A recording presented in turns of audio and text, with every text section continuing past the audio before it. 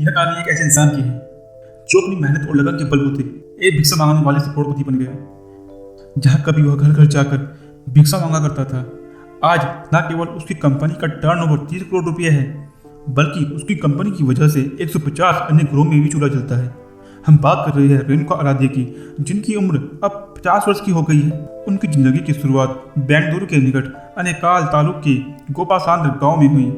उनके पिता एक छोटे से स्थानीय मंदिर के पुजारी थे, जो अपने परिवार की जीविका के लिए दान पुण्य से मिले पैसों से चलाते थे। दान पुण्य के पैसों से उनका घर नहीं चल पाता था, इसलिए वे आसपास के गांवों में जाकर भिक्षा मांगा करते थे। भिक्षा में वे अनाज मांगा करते थे। उस अनाज को बेचकर उनको जो पैसा मिलता था, उससे वो अपना घर चलाते थे, लेकिन उससे भी उनका पूरा पालन पोषण ढंग से नहीं हो पाता था। इसी कारणवश रेणुका जी अपनी छठी कक्षा में ही फेल हो गई। रेणुका भी भिक्षा मांगने में अपने पिता की मदद करते थे, पर परिवार की हालात यहाँ तक खराब हो गई कि छठी कक्षा के बाद ही एक पुजारी होने के नाते रोज पूजा पाठ करने के बाद भी उन्हें कई घरों में जाकर नौकर का काम भी करना पड़ता था। जल्द ही उनके पिता ने उन्हें चिकपेट के एक आश्रम में डाल दिया, जहाँ उन्हें वेद और संस्कृत की पढ़ाई करनी पड़ती थी और सिर्फ 2 वक्त का ही भोजन मिलता था, एक सुबह 8 बजे और एक रात को 8 बजे। इससे वो भूखे ही रह जाते थे, पढ़ाई पर ध्यान नहीं दे पाते थे। पेट भरने के लिए वो पूजा और समारोह में जाना चाहते थे, जिसके लिए उन्हें अपने सीनियर्स के व्यक्तिगत कामों को भी करना पड़ता था।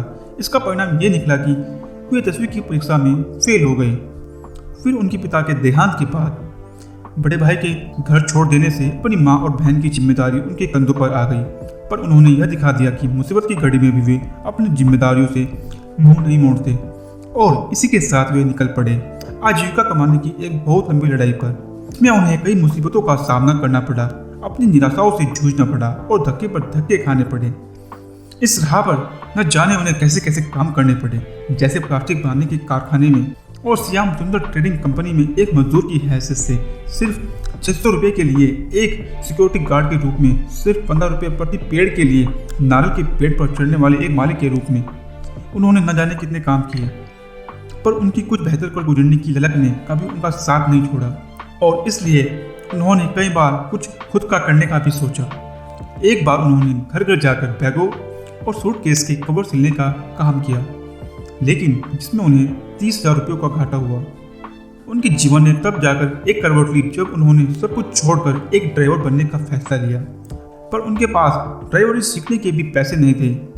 इसलिए उन्होंने कुछ उधार लेकर और अपनी शादी की अंगूठी को गिरवी रखकर ड्राइविंग लाइसेंस प्राप्त किया। इसके बाद उन्हें लगा कि अब सब ठीक हो जाएगा, पर किस्मत ने उन्हें एक और झटका दे दिया, जब गाड़ी में धक्का लगा देने की वजह से उन्हें अपनी पहली ड्राइवर की नौकरी से कुछ ही घंटों में हाथ धोना पड़ा।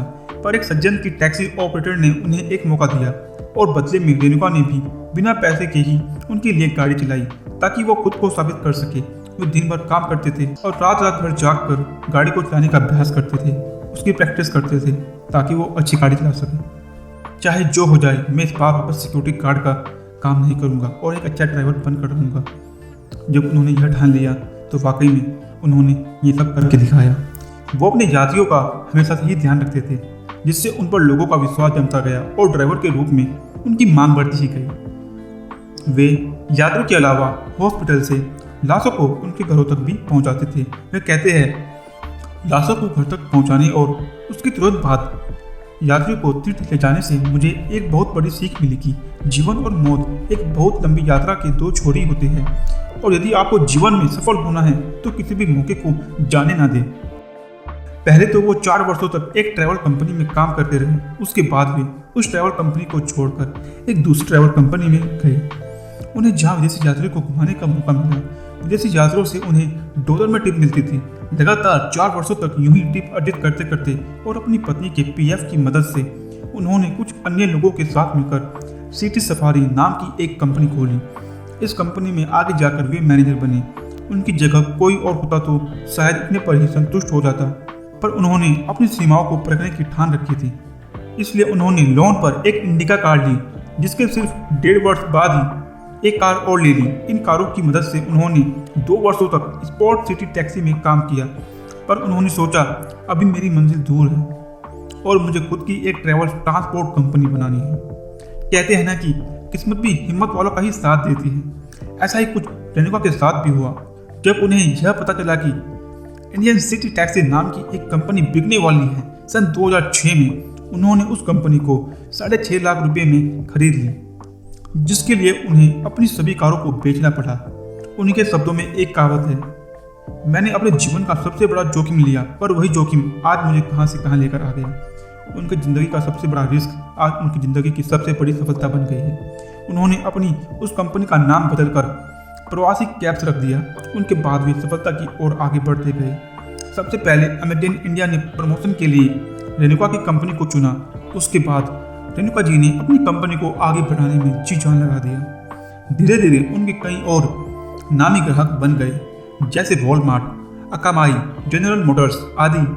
इसके बाद उन्होंने कभी पीछे पलटकर नहीं देखा और सफलता की ओर उनके कदम बढ़ते ही गए, पर उन्होंने कभी भी सीखना बंद नहीं किया। उनकी कंपनी इतनी मजबूत हो गई कि जहां कई और टैक्सी कंपनियां ओला और उबेर के आने से बंद हो गई, उनकी कंपनी फिर भी सफलता की ओर आगे बढ़ रही है। आज उनकी कंपनी की 1000 से ज़्यादा कारें चलती है।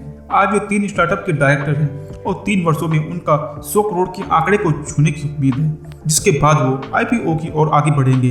कौन सोच सकता था कि बचपन में घर घर जाकर अनाज मांगने वाला लड़का जो 10वीं कक्षा में फेल हो गया था और जिसके पास खुद का 1 रुपया नहीं था, वह आज 30 करोड़ की कंपनी का मालिक है।